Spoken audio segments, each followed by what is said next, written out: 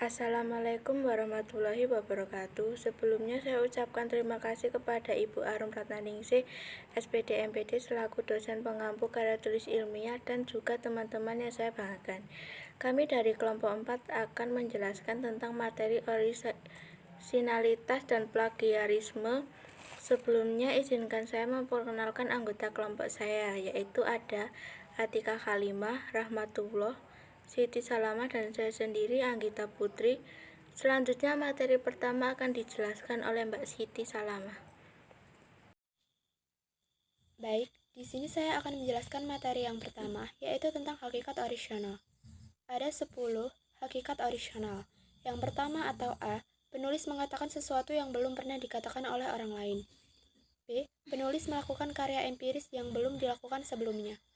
C, penulis menyintesis hal yang belum pernah diintesis sebelumnya.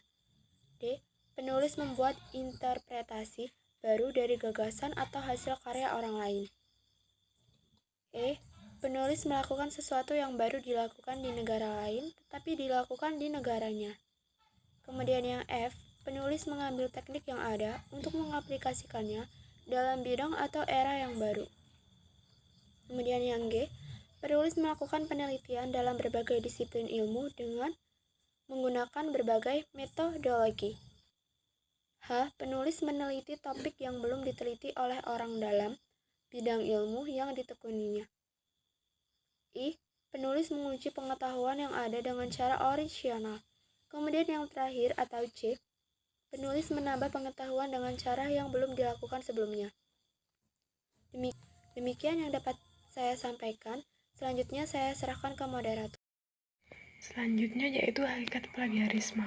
Plagiarisme berasal dari bahasa Latin plagiarius yang artinya seseorang yang menculik. Secara umum, plagiarisme mempunyai arti penculikan karya sastra atau pencurian karya sastra.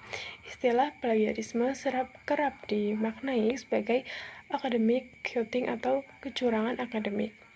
Menurut Permendiknas Nomor 17 Tahun 2010, plagiat adalah perbuatan secara sengaja atau tidak sengaja dalam memperoleh atau mencoba memperoleh kredit atau nilai untuk suatu karya ilmiah dengan mengutip sebagian atau seluruh karya dan karya ilmiah pihak lain yang diakui sebagai karya ilmiahnya tanpa menyatakan sumber secara tepat.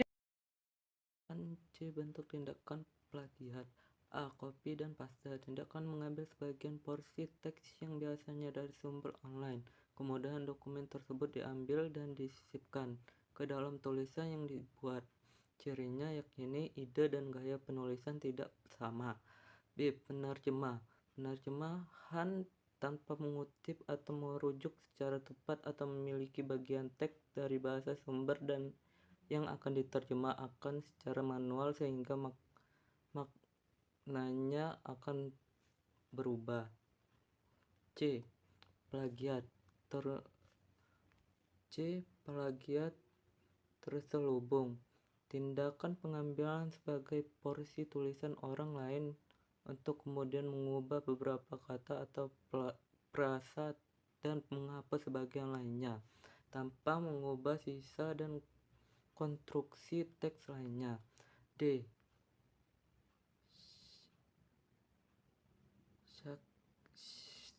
Shake dan paste. Collection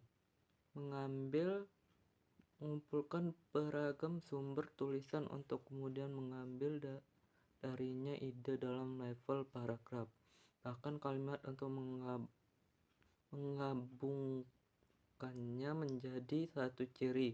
Tindakan dari hasil teks dari penghubungan ini tidak tersusun secara logika dan menjadi tidak koheren secara makna.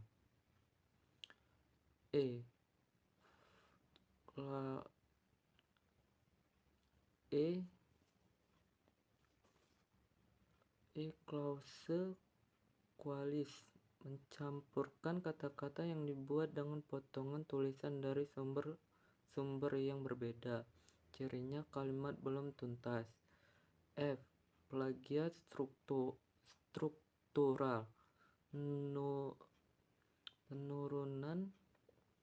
penurunan pola struktur tulisan dari mulai struktur retorika, sumber rujukan, metodologi, bahkan sampai tujuan penelitian. G. Faux scientific, upaya mengaburkan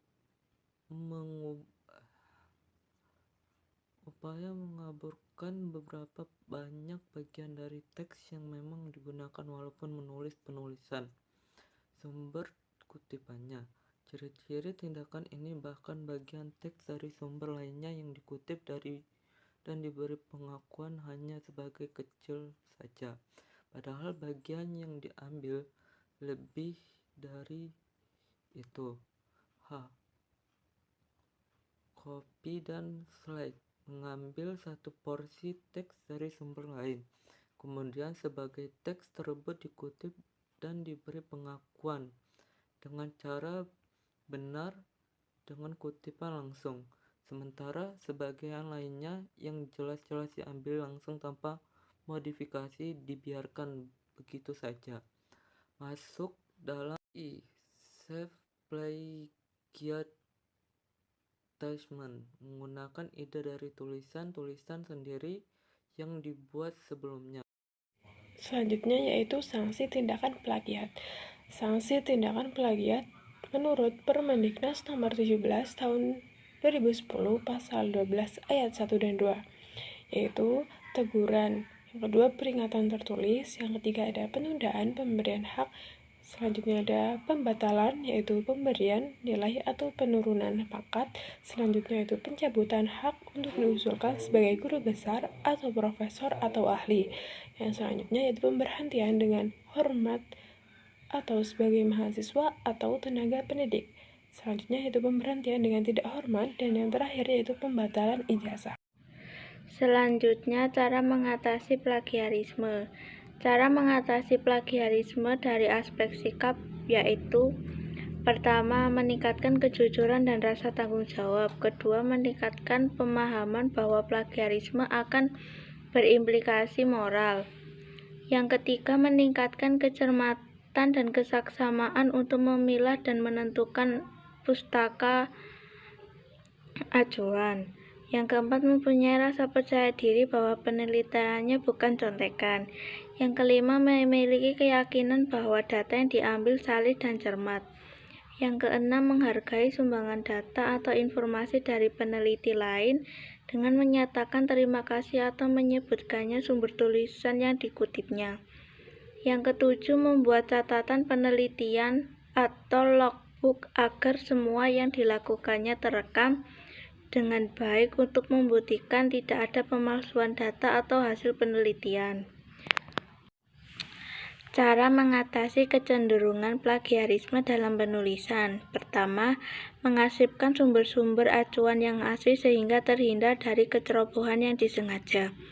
Yang kedua, memahami benar maksud tulisan orang lain agar tidak salah pengertian. Yang ketiga, mahir membuat parafrase untuk mengungkapkan rangkuman dari berbagai tulisan atau pemikiran orang lain dengan kata-kata sendiri dari sumber yang dibaca. Tidak sekedar mengganti beberapa kata dan tetap menuliskan sumber acuannya. Yang keempat, menghargai hak pengarangan dan hak atas kekayaan intelektual, termasuk karya sesama mahasiswa. Yang kelima, menuliskan sumber acuan untuk gagasan atau hasil orang lain sebagai pengakuan dan penghargaan. Baik, selanjutnya saya akan membuka sesi tanya jawab. Saya akan memberi kesempatan kepada 3 penanya. Terima kasih. Sekian presentasi dari kelompok kami. Apabila ada salah kata, mohon maaf. Wabillahi taufiq wal hidayah. Wassalamualaikum warahmatullahi wabarakatuh.